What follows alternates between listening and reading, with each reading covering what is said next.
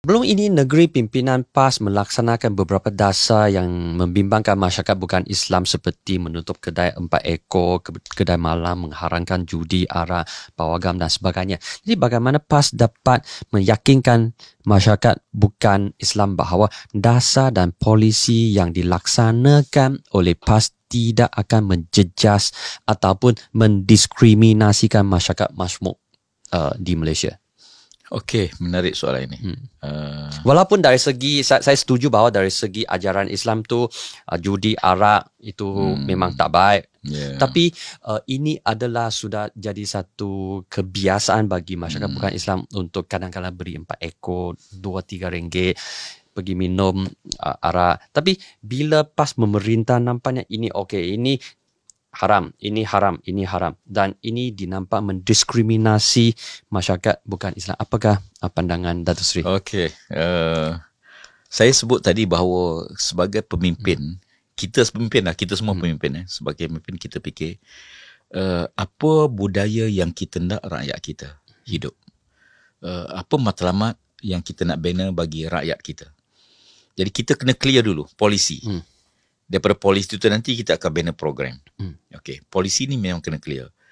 Dalam perjuangan PAS, kita nak negara kita maju, makmur, adil, tidak ada pertelingkahan kaum, tidak ada diskriminasi ekonomi dan sebagainya, termasuk soal-soal pendidikan. Itu aspek positif. Tapi kita juga tak nak negara kita, rakyat kita rosak.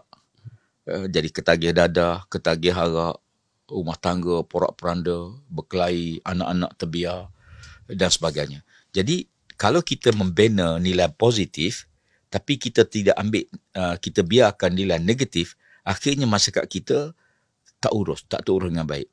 Jadi sebagai contoh, soal judi, pertama PAS kita akan tengok apakah ada agama membenarkan judi.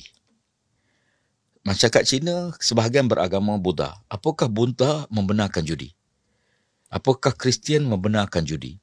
Apakah agama Siam, agama-agama Shinto sebagai membenarkan judi? Kalau agama mereka membenarkan judi, itu hak yang mesti kita bagi kebenaran kerana agama dia membenarkan. Okey.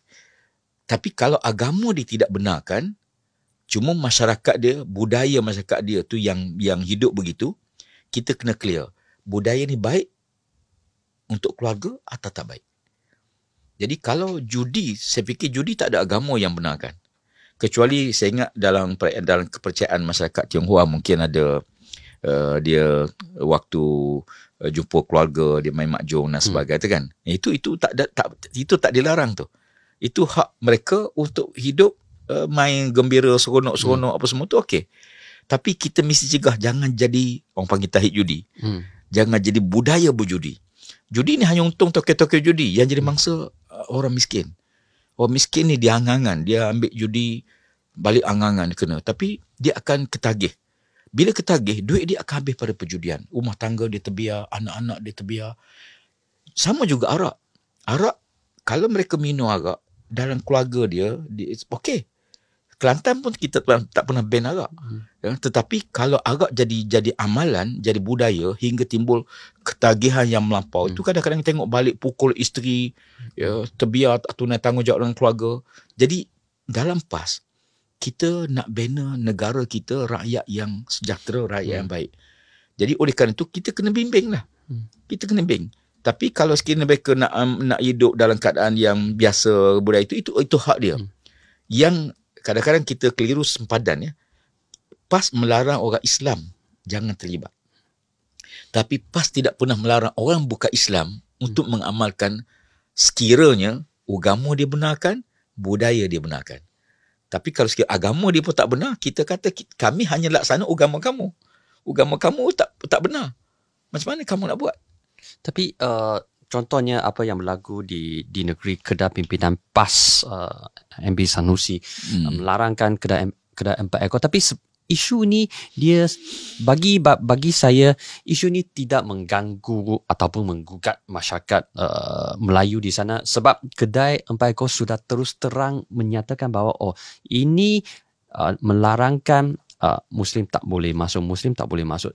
kenapa kerajaan negeri Kedah masih mengambil langkah yang dianggap drastik untuk terus menutup kedai 4 ekor ini, walaupun bilangan yang terlibat itu cuma segelintir saja, dan ini mesej yang disampaikan tidak begitu sedap lah bagi non-Muslim. Saya kita begini, pertama sekali kita yang ada operasi terus beroperasi. Di Kedah, di mana pun terus operasi. Cuma kita cuba sekat dari segi perkembangan. Kita tak mau jadi budaya. Sekarang ni kita sebenarnya dalam konteks semasa lah. Orang nak berjudi ni tak semestinya ada kedai judi. Sekarang judi online lagi banyak. Ya, betul. Kita tak boleh nak sekat. Tapi kita tahu bahawa ini tak baik. Semua orang tahu, polis pun tahu. Perjudian tak baik. Jadi yang kita boleh sekat bawah kerajaan ni, kita nak bina masyarakat kita lah. Saya jumpa ramai kaum-kaum ibu Tionghoa ke yang India. Dia mengadu tentang suami dia dah jadi ketagih judi. Kita walaupun 4-6 ekor tapi berapa ramai rakyat kita terlibat. Yang saya kalau kadang-kadang yang untung 2-3 toke-toke judi lah, dia untung lah. Tapi rakyat kita yang miskin, yang susah ni, dia sekarang ni dapat gaji, sebahagian tu kadang-kadang separuh gaji dia habis perjudian. Dah jadi budaya, dah trend. Dan ini bukan saja orang bukan Islam. Orang Islam pun ada yang terlibat demikian. Jadi kita tahu, akhirnya bapa dia, keluarga dia, waktu Kelantan dia bawa almarhum Tok Guni Aziz. Tok Guni Aziz tutup perjudian di Kelantan. Dia tutup premeh judi. Waktu itu, masyarakat Cina, Tionghoa ni, isteri-isteri mereka mari jumpa Tok Guru, terima kasih Tok Guru sebab suami sekarang dah ada duit, dah tak habis lagi kedai judi, dah tak habis masa di kedai judi bersama keluarga. Jadi kita nak tengok nilai negatif itu. Nilai positif itulah yang kita kena banner. Sebab kalau sekiranya nilai negatif ni kita biar, dia akan makin hari generasi muda kita makin hari makin banyak terlibat. Akhirnya kita banner, tapi di waktu sama elemen yang merosak tu kita mesti cegah. Dalam PAS ni ada 2 elemen tadi lah. Pembinaan mesti digarap, dimajukan. Di waktu yang sama, nilai yang merosakkan kemanusiaan, nilai merosakkan kekeluargaan, nilai merosakkan timbul sentimen jenayah yang sebagainya, mesti cegah. Dia tidak akan jadi jenayah yang besar terus, tapi dia bermula dengan kecil. Mula-mula berjudi, lama-lama tak cukup, akhir mencuri, lama-lama dia akan berkembang tu kalau kita tak cegah awal. Kadang-kadang mak ayah sendiri tengok duit hilang, mana? Anak dia. Bila contoh dadah lah, mula-mula sikit, mula-mula mungkin ambil ketum, ganja, tapi lama-lama tak cukup, makin besar, akhirnya mencuri harta mak ayah, tak cukup harta mak ayah, akhirnya curi rumah jiran. Jadi kita kena cegah awal supaya nilai yang merosakkan tu dapat kita kawal. Negara barat sekarang ni kritikal. Di New York, dalam 1 minit berapa puluh jenayah berlaku. Dia tak boleh nak cegah dah, pasal apa dah jadi budaya dah. Jadi sekarang kita tak nak nilai negatif ni jadi budaya rakyat kita. Jadi kepada orang bukan Islam, saya bangga. Masyarakat Tionghoa yang memang dia sendiri pun jumpa saya, mereka mengatakan bahawa nilai positif ni kita kena bangunkan bersama. Persatuan pemuda-pemuda, belia-belia. Kita bangunkan negara kita. Kita nak macam mana? Saya pernah jumpa seorang pemimpin parti pembangkang sekarang, kawan saya masa dulu. Saya kata, saya bagi satu kertas, cuba you senaraikan negara, macam mana bentuk negara yang kamu kenaki. Senaraikan. Pemimpin macam mana, ciri pemimpinan, ciri negara. Bila disenaraikan, saya beritahu dia, saya kata semua senarai ni, itulah yang PAS perjuangkan sekarang. Kita nak pemimpin yang adil, yang tak rasuah, yang tak menyeleweng, yang tak salah guna kuasa, yang bertimbang rasa pada rakyat, walaupun dia bukan Islam, yang bertimbang rasa. Jadi, saya kata semua nilai ni, nilai yang PAS perjuangkan sekarang. Sama juga kata, apa nilai negatif yang kita tak suka? Sebagai keluarga, sebagai ayah, saya tak suka anak saya buat apa.